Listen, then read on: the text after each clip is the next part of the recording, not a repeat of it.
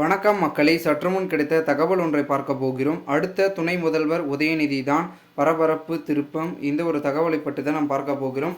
தகவலை பார்ப்பதற்கு முன்னதாக நீங்கள் நம்மளுடைய சேனலுக்கு புதிய பார்வையாளர்களாக இருந்தீர்கள் என்றால் மறக்காமல் நம்மளுடைய சேனலை சப்ஸ்கிரைப் செய்து வைத்துக் கொள்ளுங்கள் மக்களே. இப்பொழுது துணை முதல்வர், அடுத்து சிஎம் பக்காவாக ரெடியாகும் உதயநிதி. கோடிகளை அபேஸ் செய்ய முக்கிய பதவி. அதாவது சட்டமன்ற தேர்தல் இன்னும் 2 ஆண்டுகளில் நடைபெற இருப்பதால் ஆளும் கட்சியில் பதவி மாற்றம் உண்டாகலாம் என பல கருத்துக்கள் அரசியல் வட்டாரத்தில் கூறி வருகின்றன.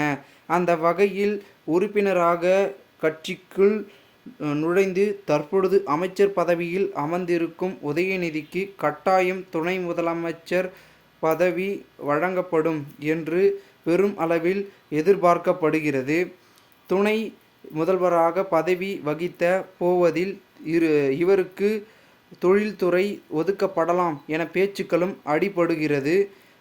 மேலும் அதானி குழுமத்திற்கு சிவப்பு கம்பளம் விரித்ததற்கு திமுக தற்பொழுது அந்நிறுவனம் மின் உற்பத்தி செய்வதற்காக சுற்றுச்சூழல் அனுமதி கோரியுள்ளது. இந்த அனுமதி எல்லாம் வெறும் கண் துடைப்புக்காகத்தான் என்றும் அனைத்தும் ஒப்புதலுக்கு முன்னதாகவே வலைவிரிக்கப்பட்டு விட்டது. அந்த வகையில் இந்த அதானி மூலம் திமுக பல கோடி கணக்கில் லாபம் சம்பாதிக்க இருக்கிறது. இவ்வாறு இருக்கும் சூழலில் தொழில்துறை ஆனது உதயநிதி கையில் இருந்தால்தான் சரியாக இருக்கும் என்ற முடிவில் ஸ்டாலின் உள்ளதாக கூறுகின்றனர். அதேபோல் அதிருப்தியில் உள்ள மாவட்ட செயலாளர்கள் மாற்றம் செய்யப்படலாம் என்றும், மேற்கொண்டு சட்டமன்ற தேர்தல் நெருங்க உள்ளதால் தற்பொழுதையிலிருந்து ஒரு சில மாவட்டங்களில் 2 பொறுப்பாளர்கள் நியமிக்கப்படக்கூடும் நேரிடும் என்றும் கூறுகின்றனர்.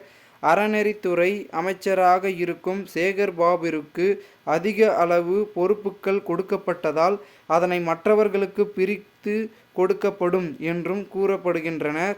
சமீப காலமாக சிறுபான்மையினர் துறைக்கு முக்கியத்துவம் காட்டாததால் இம்முறை அதற்கு கூடுதல் கவனம் செலுத்தப்பட உள்ளதாகவும் தகவல்கள் வெளியாகியுள்ளது. மேலும் இந்த ஒரு தகவலை பற்றி பொதுமக்கள் உங்களுடைய கருத்துக்களை கமெண்ட் மூலமாக தெரிவிங்கள். இதுபோன்று நீங்கள் அரசியல் சார்ந்த நிகழ்வுகளாம் தினசரி தெரிந்து கொள்ள நம்மளுடைய சேனலை சப்ஸ்கிரைப் செய்து வைத்துக் கொள்ளுங்கள். நன்றி, வணக்கம் மக்கள்.